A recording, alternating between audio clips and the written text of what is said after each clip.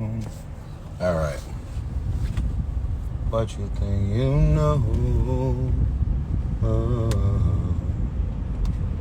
All right, so I just noticed that my video got cut short, so I'm gonna go ahead and put this out there. Basically, what do I want y'all to know that I couldn't talk about until now? A couple things. First thing is I'm very proud of myself that kind of gave myself a gag order, but the gag has been lifted partially. So everybody is asking the number one question. How did it seem like you had such a beautiful marriage with Samantha, and then all of a sudden we're on the internet and both of y'all are releasing a statement that y'all are both getting a divorce? Well, although I agreed and we wrote the statement together, the entire time, including right now, I can literally sit here and tell y'all I have no idea why this woman left me. I have no idea. And so what I have found in this painful experience where I've slipped in and out of depressions, there is no anxiety pills or medicine, no hospital visit. There is no therapy session that I have been in that have been able to remove the vile, evil, disrespectful intentions in and around the way it all went down. This new concept that really pisses me off about, toxic masculinity. First of all, I don't think the word toxic even belongs in front of a man, but we'll talk about it later. But there is a concept of toxic femininity. And toxic femininity, to me, it seems like it's real generational, Samantha's mother has been married and divorced 4 times, okay? This is her 4th husband. So there's a lot of entertainers, and you've heard about people that are controlling. They want to take you away from your family, all of your friends, everything about your world and your life and your every existence. They want to take you away from it all because it's their way of saying, here's my celebrity, here's my money, here's my influence. And they want to figure out a way to lock you down and isolate you so that they can control your life. That's not who I am. I may not be close to my family. I've never been close to my family. But when I've been in relationships with women that are in love with their mom and their fathers, and they got brothers and sisters and nieces and nephews, I have been the complete champion for women that have friends. Not ratchet, hood rat, fucking everything and everybody moving, NBA, NFL niggas and all my rappers and singer homies. We're not talking about those your friends, all good, keep your friends. You gotta kind of minimize how often your girl that you love or you in love with connect with those types, because their dialogue ain't right. Everything about what they doing and how they moving ain't right. And you want to be able to say, I got a girl, whether you're engaged, whether you dating, or whether you're married. You want to be able to say, when you go to dinner with your mom and your family, your loved ones, it doesn't concern me about going from eating dinner with your mama and then all of a sudden you at a strip club with 10 of your homegirls and y'all end up getting drunk and having sex with a bunch of NBA players by midnight. You don't really want to have those type of girlfriends around when you're in something for real. And the same thing happens on the other side, If you are a man's man, you're in a relationship that has some type of decency about it, you don't really want to conversations. As soon as you want to vent and unload and talk about this that come with your marriage, the first thing they're going to try and do is encourage you to leave your wife or to leave your husband. So Samantha's mama, her name is Patricia Randolph, divorced 4 times. I would say, baby, go to your mama house for 2-3 weeks at a time. You know, take the baby, go have fun, go live your life. We've been traveling, we've been over here, over there.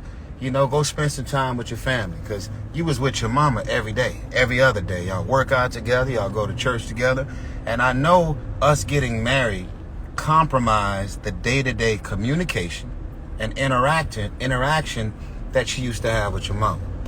I don't have that type of relationship with my mama where I see her every week, talk to her every day. But I know a lot of men and women are really close to their mother, whether they're grown, very married, adults, multiple kids. Everybody has a different dynamic. I don't judge you. I don't stop you from having a relationship with your family and your mother because I didn't have one with mine. Y'all see what I'm getting at? So blindly, I'm saying, go on over there. And whatever arguments or issues we was having, her mama got in her head, and it's expected of someone who's been divorced 4 times to be having these negative, toxic, dysfunctional conversations and trying to poison the magic and the dynamic of the sanctuary of our marriage. Some of y'all call them in-laws. I have never experienced anything like it in my life. Now, I am not blaming this woman, because it takes 2 to tango. Your mama, your daddy, your whoever could be all in your ear talking shit about your husband every day. And it takes you to listen to it. It takes you to believe it. And it also takes you to see things through the lens that your mama wants you to see things through. You see what I'm saying? When you're an adult, you're going to listen to a lot of people. Why you with him? Why he ain't never home? Girl, I would never let nobody treat me and talk to me like that. Everybody got some shit to say about your marriage and your relationship, but they would take your man in a fucking minute. They would take your man in a hop, skippity, jumpity minute. They talking shit about your life, but they actually want your life. So, fast forward. I'm in New Jersey working on a film. The movie was called Rogue Hostage. It's all over Netflix. It's all over everywhere. Independent movie. I was out there working on the film probably 3.5 weeks, me and John Malkovich. Now, why did Samantha leave you? First of all, I don't know. Second of all, everybody who knows Sam don't understand Sam. And I definitely don't understand her. And I was married to her. So I'm in New Jersey. I'm working on this film. I literally was in Atlanta for a total of 7 weeks. I got there at 6 a.m. on Father's Day. Y'all remember all the date nights? Remember that, Brother Mark? Date nights. We had Jonathan McReynolds, made my wife cry. The gospel singer, I surprised her. Never even heard about Jonathan. She played her music every day during the pandemic. I reached out to Jonathan McReynolds and I said, man, everybody is fighting and arguing and all this dysfunctional. A lot of abuse, a lot of verbal abuse, a lot of physical abuse. Everybody was like, now that I got to be around your ass 24 hours, 7 days a week in quarantine, a lot of relationships died during the pandemic because a lot of us, without even knowing, when we leave the house every day and we go to the job, we pick up the kids, we at work, we allow our relationships an opportunity to hit the reset button. You know, you miss your girl, you miss your husband. You like, oh man, I can't wait to get home to my wife. Long day at work, blah, blah, blah. But during quarantine, when you're talking about 24 hours, 7 days a week, that could be the worst shit ever, or it can be the best shit ever. And in the case of me and Samantha, it actually ended up being the best thing ever because I am so busy. I'm always traveling. I'm always moving. There was no flights. There was no concerts. There was no movies. There was no conference calls. There was no meetings. I, like the rest of the world, I was stuck at home 24 hours, 7 days a week.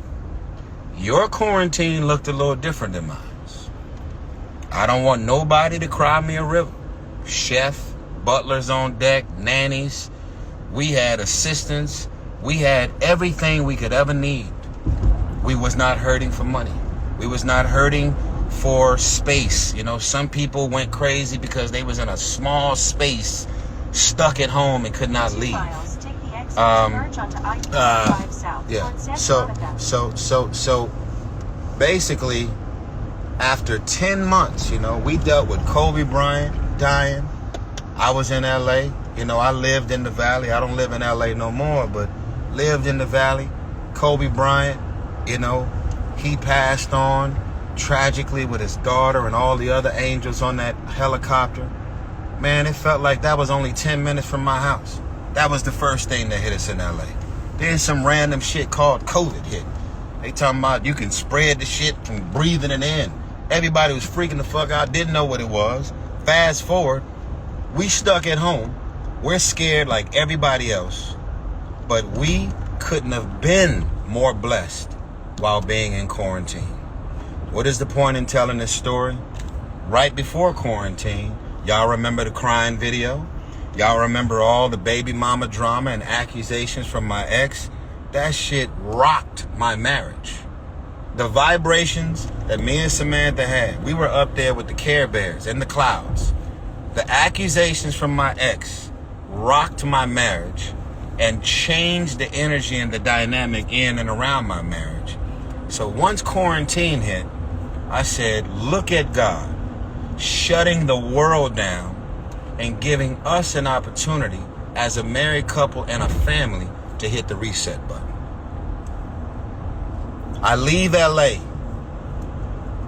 on a red eye the night before Father's Day. I get to Atlanta, 6 a.m. Father's Day. These are facts. Happy Father's Day balloons are all there. Shit is beautiful.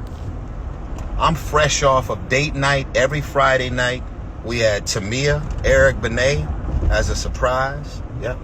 We had everything we can ever imagine. If you're going to be in quarantine, you might want your quarantine to look the way ours did. Which means I never had time to pour into my wife the way I did. I never had that moment to just stop, get away from the rat race, the hustle, chasing everything, turning over every rock. After all that toxic energy that came from my ex, I finally had an opportunity to pause, sit still, look my wife in her eyes, make love, date night, flirting, energy, resetting the energy in and around our marriage after all that toxic shit. Waking up to lies, all this shit all over the internet that would not go away. Financially, I was in a tight spot after all those controversies.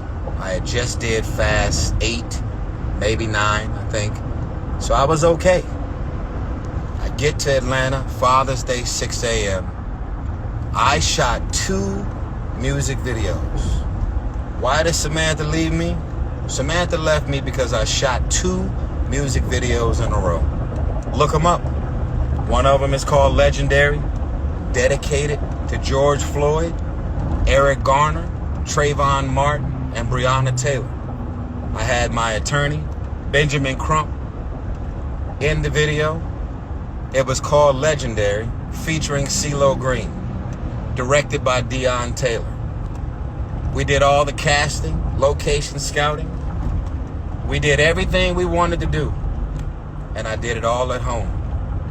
After we did the Legendary video, we shot the second video called Black Excellence, featuring Rick Ross. Samantha was my leading lady in the video. Editing, recording, color correction, telecine, everything that has to do with casting, location,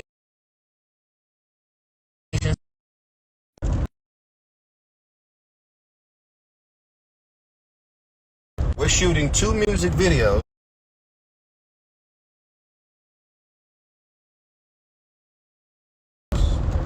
at the height of a pandemic.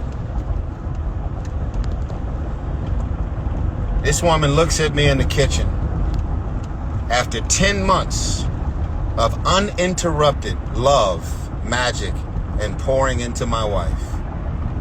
And she said to me, babe. I said, what's going on? Keep in mind, I got people sleeping in every room in my house. We're working around the clock. I am in creative heaven.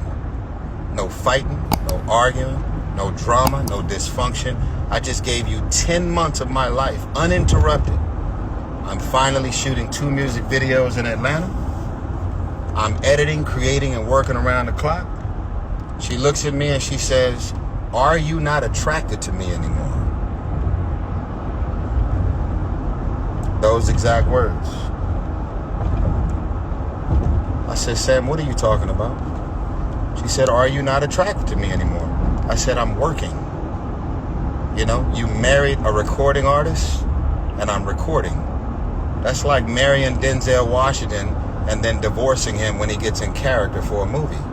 You know exactly who I am. You know exactly what I do. You know exactly why we live the life and the lifestyle that we live.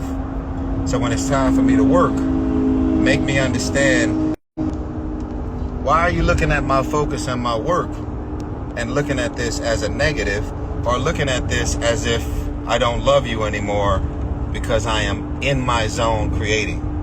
You don't leave LeBron James or Kobe Bryant because he's waking up at 6 a.m. in the morning to go to the gym and practice and work out and train, and he's fully focused on his career. I play basketball. I have to work out. I have to do whatever it takes to mentally, emotionally, physically, psychologically get in my zone. I just gave you 10 months of my life uninterrupted. How are you making the connection that I'm not attracted to you anymore because I'm working on 2 music videos? And the videos that I was making was literally on behalf of the culture. George Floyd, Breonna Taylor, Eric Garner, Trayvon Martin. Look up the video. It's called Legendary. You don't leave your husband for that. The Black Excellence video featuring Rick Ross has Samantha as my leading lady because I wasn't even willing to put another woman in that spot.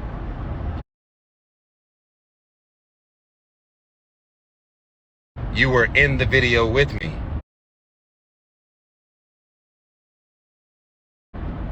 So I leave after wall-to-wall, hustle, grind, focus, creatively on the high of all highs. I was in heaven.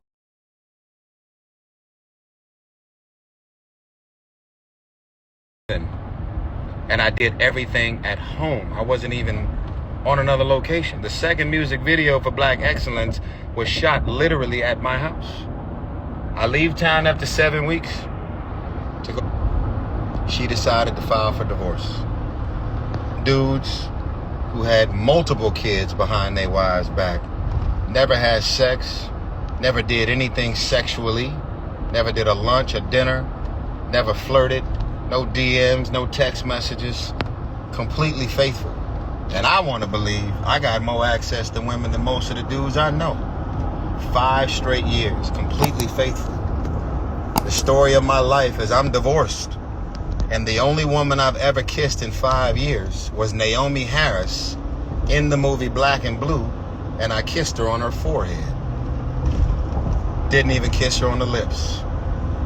Got a beautiful child. This woman just woke up one day and decided this marriage ain't for me. And where I've lost all my sleep over all these years, that she hasn't even told me to this day why. As I pull out my calculator, and everybody pull out their calculator, trying to add it all up. In the Bible, it says, leave and cleave. Anything that's negative, dysfunctional, toxic, that's trying to pull you away from your marriage and your family setting. In the Bible, it says, leave and cleave. And it's very clear to me that her mother never wanted her to leave or cleave to her husband or her family. She still got her husband, but she was able to manipulate you out of your husband. And your dumb ass let her do it. So fast forward. File for divorce. Prenuptial agreement as detailed as it gets. We covered everything. I've never been in a relationship with a woman in my life who has went above and beyond to sell me and oversell me. I don't want your money. I don't care about your celebrity, your status. I don't care about shoes, purses, handbags. I mean, I met this girl in a $17 sundress. This woman convinced me, I don't care about your money. I'm not clout chasing. I don't care about social media. I don't care about nothing that's got to do with nothing. As a matter of fact, this is the funniest shit. I won't throw you under the bus on this level, but I will say this. Every time we left a dinner, or anytime anybody came to our house, and their woman, their wife, red bottoms, Hermes bags, Louis Vuitton, diamonds, watches, nice hair, makeup, whatever cosmetic work they may have done. I mean, this woman used to rip women to pieces, talking shit about women and their choices of shoes, clothes, diamonds, nice things, because she, in her mind, was so against it. You make $160,000 a year right now as a licensed clinical social worker. I make what I make. You left me when my daughter was 1 year old. The prenuptial agreement was so extensive because it's everything that you sold me on. I don't care about your house, your money, who you are, materialistic things. You left me unexpectedly. You took our daughter. You left while I was out of town filming a movie. You've already lied on 15 different court documents under penalty of perjury. You left me unexpectedly. You told the whole world and fucked my name up that I kicked you out of the house when I was actually out of town filming a movie. You told people that I changed the locks and put you in a 1-year-old innocent child and chucked you to the streets. Me and you and our marriage had barely survived the lies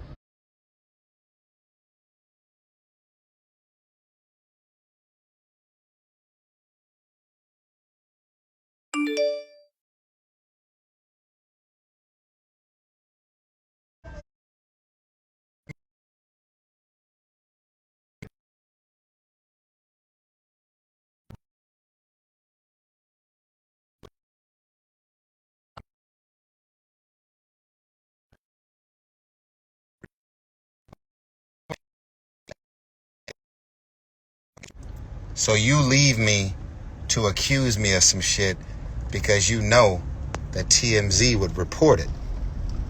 And you felt like if you can just make up some shit to make me look bad and look crazy, like I really threw you out of the house.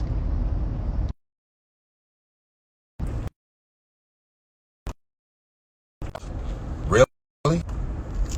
Daughter was only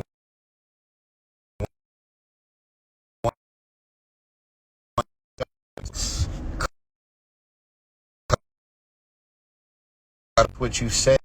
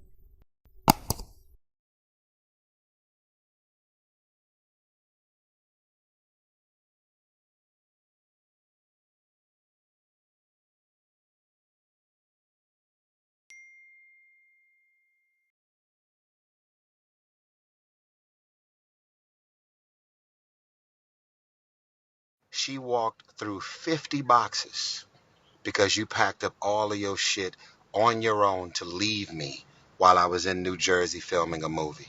You took my daughter from me. You took all of your shit out of the house. And the dichotomy and the audacity to arrange a marital therapy session for another married couple that was going through something. And when she stepped out of the therapy session, she walked through 50 boxes because you were leaving your husband. You put some lies and some vile, disrespectful shit all over social media. You're doing these miracle Mondays out here, throwing Jesus Christ's name everywhere. There is no miracles happening on Monday. You left your husband. You left your family. You lied under penalty of perjury on court documents. And the reason why we got a problem with this judge is because every time we try to present anything that has to do with proof and evidence that you've lied at least 15 times under penalty of perjury, he wouldn't let me or my attorney get a word out. Soraya wants for nothing. My daughter wants for nothing. I'm going to tell y'all right now, I've been quiet. That's 5%. I won't be quiet for much longer. And we're going to figure it all out. But we're not going to be running around handing out fake miracles on Monday. And we're not going to keep running around trying to convince the world that I kicked you and a 1-year-old innocent baby out when I was physically out of town working on a movie. You're a liar. You're vile. You're wrong. You're disrespectful. And I know you're beautiful, but I'm not here to keep playing games. And I've been quiet this whole time. I'm at 5%. I got 95 left. Y'all stay tuned. Let everybody call. Yeah.